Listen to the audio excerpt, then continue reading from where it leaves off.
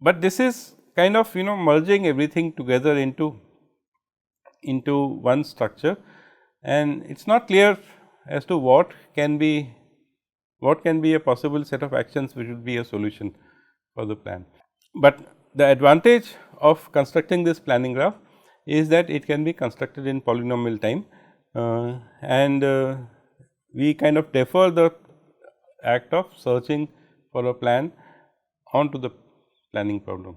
Now, as I have said often that the planning problem has been shown, it was shown by Gupta and now in 1992 or so to be in p space complete, which means it is in exponential time, but polynomial space. So, you can't say that you have found a solution to a problem which is cheaper than that, but within those bounds you can find algorithms which are faster than other algorithms, and that is what these new approaches tend to do. But now we must also figure out as to how to identify states in this proposition layer and how to identify actions which can in practice be executed in these action layers. So, to do that we introduce another set of links, and these are links which are within every layer. These are called mutual exclusion links. So, there are two kinds of mutual exclusion links. One is that between actions, and the other is between propositions. So, in the case of actions, mutual exclusion link says that certain actions cannot be done in parallel, they cannot be done simultaneously. So, either you can do one action or you can do the other, but you cannot do both.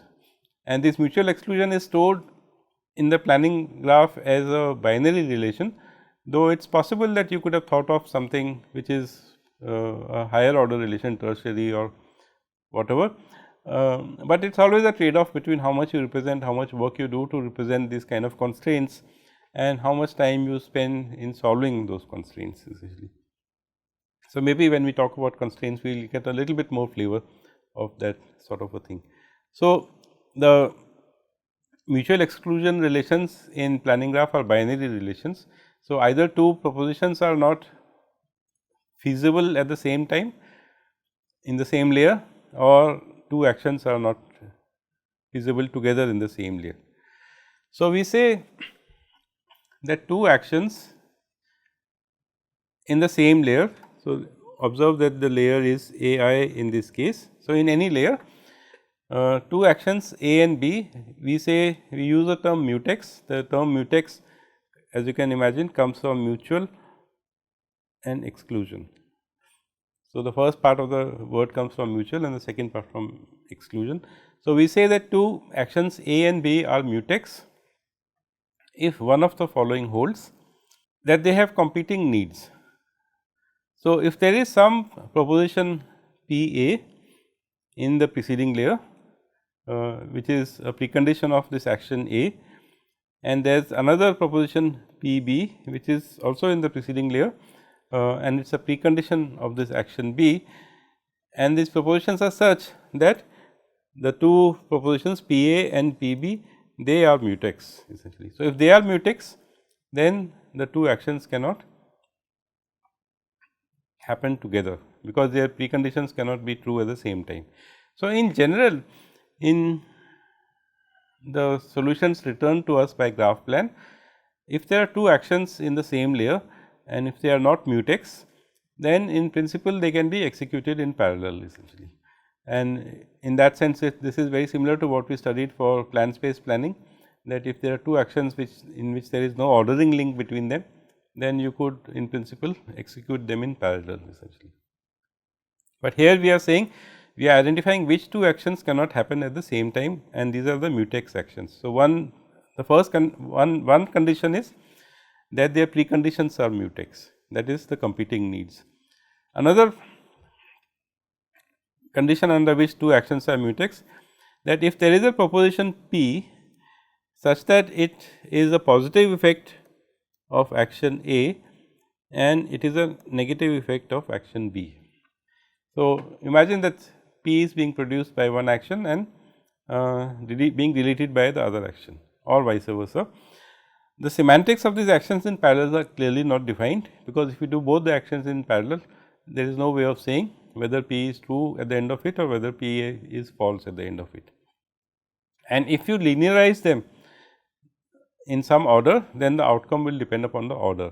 If you do the adding action first, then at the end of it, it would be deleted, because the deleting action will come later, and if you do the deleting action first, then it will be true at the end of this thing. So, we want our planner to give us plans whose semantics are clearly defined, and this was the case in partial order plans as well. We said that any linearization of the partial order plan or any topological sort of a partial order plan should be a valid plan. Now, if you allow these two actions such that one of them deletes P and the other one adds P, then clearly their linearizations may have different effects. So, we just say that these two actions are mutex and they cannot be executed at the same time in that layer. Another condition is that there exists a proposition P such that P is the precondition of action A and it is deleted by action B. So, in the previous case we were saying that both of them have conflicting effects.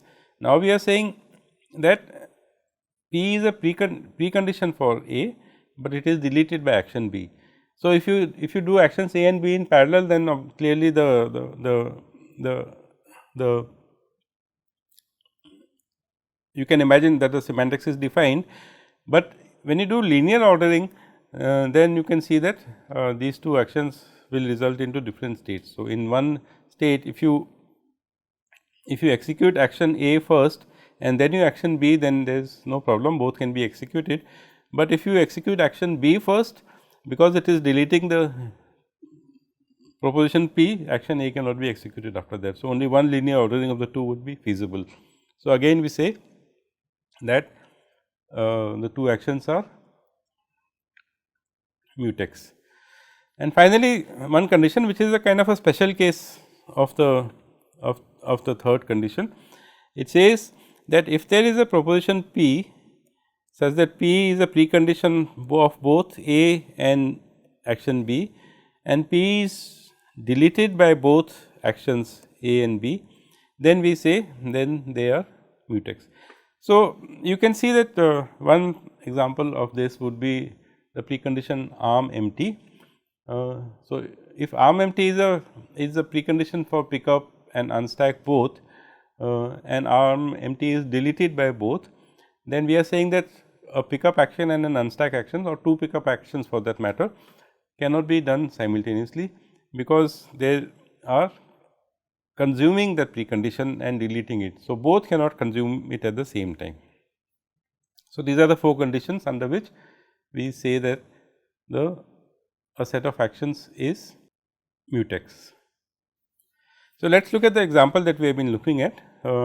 We had two actions and we had a host of no op actions, out of which I have drawn only one, just to illustrate this idea of mutex actions.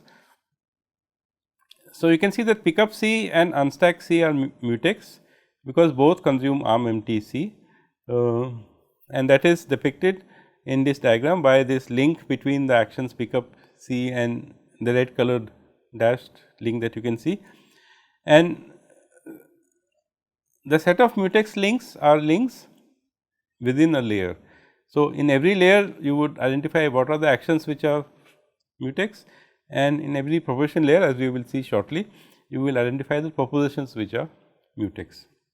The action pickup C is also mutex with the no op action that we have depicted here, on which says that it carries forward on table C to the next layer, because on table C is in the negative effects of pickup C and it is also on the positive effects of pickup C.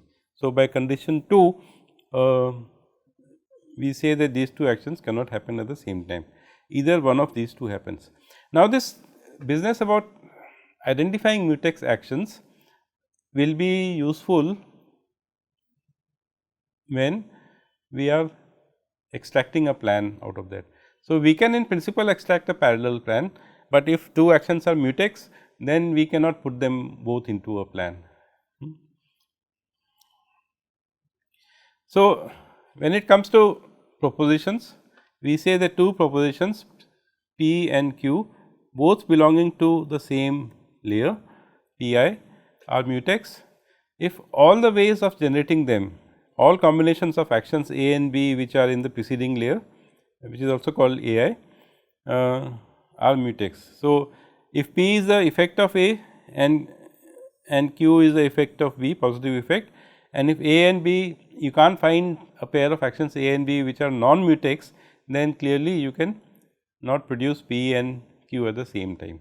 So, P and Q are mutex if all possible ways of generating them are mutex, and they would be non-mutex if there is at least one pair of actions which can generate them, which is non-mutex essentially. So, here in this our example, here are some mutex links that I have identified, not all, there are quite a few. If you look at it carefully, you will be able to identify many more, but here is some example of mutex P. Now, there is one thing which I have not mentioned here is that an action A is applicable. So, we are talking about actions here. We say that an action A is applicable if its preconditions are all non-mutex in the preceding layer. So, we can't add all actions in general, but we can only add those actions whose preconditions are non-mutex. Now, if you observe this, the initial state P 0 will always be non-mutex because it is a given state and hopefully it is a consistent state given to us by the user. So, it can exist in practice. So, it is non-mutex and therefore, the actions that we have identified were already non-mutex in the preceding states, but as we construct the planning graph further, we have to be careful that we only pick those actions whose preconditions are mutually non-mutex from each other, which means that the action has to be applicable to be added to, individually applicable to be added to the action layer.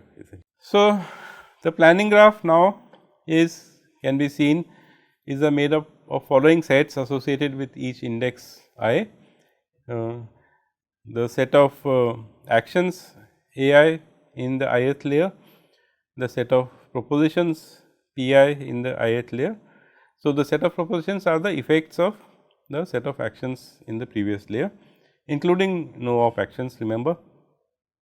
Then the set of positive effects which connect the so, we will call this link as post effects of actions, and P stands for positive here in the ith layer. So, we must know as to which propositions are produced by which actions. So, remember that when we wanted to identify whether the two propositions are mutex or not, we needed to identify the actions from which produce them. So, that is captured by the positive effect links, and likewise we have the negative effect links which tell you that this is a negative effect of that action. Then we have the set of precondition links going from the set of actions in the ith layer to the propositions in the I minus first layer, which tell you what the preconditions are, and we can add the action only if the preconditions are mutually non-mutex. And then there are of course, the mutex layers in the ith layer, the action mutex in the ith action layer and the proposition mutex in the ith action layer. So, each layer has this different sets of information stored alongside the set of actions, the set of propositions, the set of positive effects, the set of negative effects of actions, the set of preconditions of those actions, and the set of mutex relations in each layer saying which two actions cannot be done in parallel and which two propositions cannot be true at the same time. So, the planning graph is grown, as we have said, is grown from left to right. Now, if two propositions are non-mutex in a layer, they will be non-mutex in all subsequent layers because of the no op actions essentially. And just imagine that you do not introduce any action here, and because the no op actions will produce those non-mutex predicates anyway, they will be the set of actions which produce those propositions, and therefore, because no op actions are always non-mutex amongst themselves, the propositions also will be non-mutex. So, we had said that in the initial layer P 0, the set of propositions are non-mutex, because that is the start layer. So, this means that all the propositions which are true in the start layer will always continue to exist in all layers, and in all layers they will be non-mutex. Likewise, if two actions are non-mutex, then they will continue to surface in every layer that is constructed after that essentially. So, in P 0 all propositions are non-mutex. In P 0 it depicts the start state, and as the graph grows, more layers get added, and the number of propositions, as we have observed, grows monotonically. The number of actions grows also monotonically, but the number of mutex first increases from 0 and then it may decrease later essentially. So, clearly we saw that in the first layer we had in the 0th layer all the propositions were non-mutex, and all the actions that were introduced were between them non-mutex, but then we identified or the actions that we introduced were mutex essentially.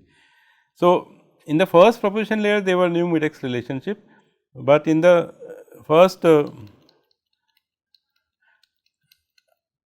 proposition layer we saw that initially there were no mutex relations in P 0, but in P 1 there were many essentially. So, mutex layers can appear and then increase, and then maybe they will get reduced later. So, in general this is how a planning graph looks. We have a set of proposition layers P 0 here, then A 1, then P 1, then A 2, then P 2. Then we have the precondition list, the links which are shown in black arrows from P 0 to A 1 and from P 1 to A 2 and so on. And then we have the positive effect links which are also shown in black arrows or lines. So, from A 1 to P 1 and from A 2 to P 2 and so on. We have negative effects which are shown as red thick lines which are going from A 1 to P 1 and A 2 to P 2 and so on. Then within each layer we have mutex links between actions and between propositions essentially. So, the planning graph keeps growing, and as we said it keeps growing monotonically, and there are two conditions under which we stop growing the planning graph. These are as follows, that one of the following two conditions is achieved. The first condition is, in the latest proposition layer that we have constructed, all the goal propositions are present and there is no mutex relation between any of the goal propositions. So, if all the goal propositions are present and there is no mutex layer, mutex link, then it is possible that there may be a plan of that length, and so we stop growing the planning graph and start searching for a plan in the backward fashion. Now, I am saying that it is possible that there may be a plan, it is not necessary that there would be a plan, because even though there are no mutex links in the goal propositions, remember that we have said that the mutex links are binary in nature. So, supposing there are 3 goal propositions, it is possible that there is no mutex between any 2 of them, but somehow between all 3 of them cannot happen to be true simultaneously in that layer, but it is possible that they might be true. So, we have to start searching backwards, because one of the things that graph plan does is that it returns the shortest make span or the shortest path plan or the smallest plan to this thing. The other condition becomes true when there is no plan in fact, and this has to be identified in some way, and we say that the other condition is that the planning graph has, as we say, leveled off, that there is no more changes that are going to happen in the planning graph, and we identify this by saying that if 2 consecutive proposition layers have the same propositions and also if two consecutive layers have identical mutual exclusion links or mutex links, then we say that the graph has leveled off. And you can see that if this is the case, that two consecutive levels have the same set of propositions with the same set of mutex relations between them, it means that no new actions can be make an appearance in the following layer essentially. Whatever happened in the previous layer p I minus 1, those actions will be applicable, the same actions will be applicable in the layer p I, and no new actions can be added. So, there is nothing new that you can do. Hence, if the goal propositions are not present in the leveled planning graph, they can never appear again, because no new actions can be added after this stage. The graph is leveled off. We have finished we have exhausted inserting all actions that were applicable at various stages.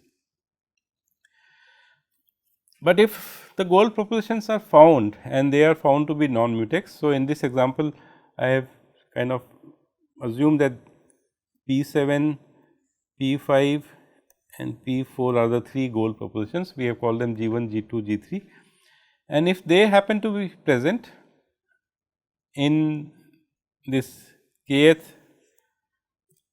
proposition layer, then we start the backward search possible. So, this is the first of the two conditions when we stop growing the planning graph, and this is when we are optimistic that we would have found a plan for achieving those three goal conditions G 1, G 2, G 3, which have been identified as P 4, P 5 and P 7. Now, observe that because this is the first time we found them to be non-mutex, if we find a plan at this stage, it has to be the shortest make span plan, because otherwise we would have found them in the previous stage essentially. So, in that sense graph plan guarantees you a shortest path plan, or the shortest number of time instances needed to execute the plan, and the actions may be more than the number of time instances, because there may be many actions which could be done in parallel. So, for example, in this case P 7 is achieved by this action here, P 5 is achieved by this action, and P 4 is achieved by this action. So, we have identified three actions which produce the goal predicates that we are interested in. Now, we go back and see if the preconditions of these actions, which have been shown in this shaded nodes, we go back and check whether the preconditions are mutex, are non-mutex essentially. So, obviously, when we applied the first action, then its preconditions must have been non-mutex, because we have said that we can only include actions if their preconditions are non-mutex. But we must also be sure that the preconditions of the other two actions, which are these three this thing, they are also non-mutex between each other. So, what is the meaning of this? The meaning of this is, if all these 5 propositions can be true in the layer p k minus 1, then in the layer p k minus 1 you could have applied those three actions that we have circled here and also shaded them and produced the goal predicates and achieved the goal essentially. But now we have to make sure that this will be true, that these can be, that we can search backwards for a sequence of actions which are in practice feasible. Okay, so, this is one set of sub goals. So, we will call these as sub goals. So, these circled nodes are the sub goals, and they are P 1, P 2, P 3, P 4 and P 6, as you can see here. Another possibility would be a different set of actions as seen here, and they have a different set of sub goals, and so maybe we can achieve this. So, it is possible that a plan can be achieved either through the sub goals P 1, P 4, P 5, P 6 or the sub goals that was seen in the previous case. What graph plan does is that it explores all these possibilities, it searches right to left looking for non-mutex set of propositions, actions, propositions, actions and so on, till it, if it can reach the P 0 layer essentially. If you can find such a connection to the P 0 layer, that means the actions that are there in this subgraph are applicable, you can apply them and produce the effects which will be non-mutex and so on. So, when the goals are found which are non-mutex, a planning graph with all goal propositions is found, a planning graph with all goal propositions is found, all goal propositions in some layer is found and there should be non mutex is found. Then what the algorithm does is that it is possible, but not necessary that a valid plan might exist. So, it now goes searching for that valid plan. It does so by regressing to the sub goals that we have found, and we want to look for a set of sub goals in the preceding layer which are non mutex, and it continues doing that in a depth first like fashion. If at any point it can find that it cannot find a sub goal set in the preceding layer, then it backtracks. So, here backtracking means moving right and then moving left again. Remember that the algorithm is searching from right to left, from the goal propositions to the sub goals to their sub goals and so on. And backtracking means that you couldn't achieve one path and then you go and try something else again. In this process, if it can reach the layer P 0, then we are done, because P 0 is everything is anyway non mutex, and the subgraph that is been identified represents the shortest make span plan. In this, any two actions which are there in the same layer can be executed in parallel in principle, or they could be linearized in any order and the plan would be a valid plan. The other condition, as we said, is that in this process, if it cannot find this, then it extends the planning graph by one more level and again does this whole thing process. Now clearly, because the goal propositions were mutex in this, let us say, kth layer, but it could not find a plan, then it will extend the planning graph to k plus 1 layer. The same goal propositions must be there non mutex, but the question is there a valid plan essentially, because some mutex relations might have some more mutex relations might have either increased or decreased or something like that. So, it keeps extending the planning graph, as we have said, till it has leveled off, and the leveling off is identified when two layers in the proposition layers are identical and the mutex layers are also identical to each other, in which case it returns some symbol which says that no plan found.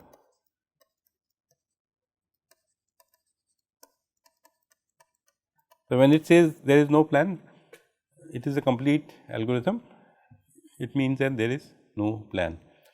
So, this backward state space, this backward search in the planning graph can be kind of characterized like this, that it has taken these three goals that we said P 7, P 5 and P 4, and it regresses them. So, given this goal set, it regresses to one goal set, then from there it regresses to another goal set, and from there it regresses to another goal set, and if this is a dead end, it backtracks and tries something again, and in this fashion it does depth first search, and if one of these paths leads to the P 0 state, it will return a plan, otherwise it will go and extend the planning graph to one more layer, and it will keep doing that till it has leveled off. So, this was a very brief introduction to GraphPlan. It is a very interesting algorithm, and you must really look up the sources for the planning graph, and its variations have been found, for example, for temporal actions and so on. But we will stop our study of planning with this thing, because our course is much more basic and has a wider reach, and we will take up another topic in the next session. Okay, so see you then.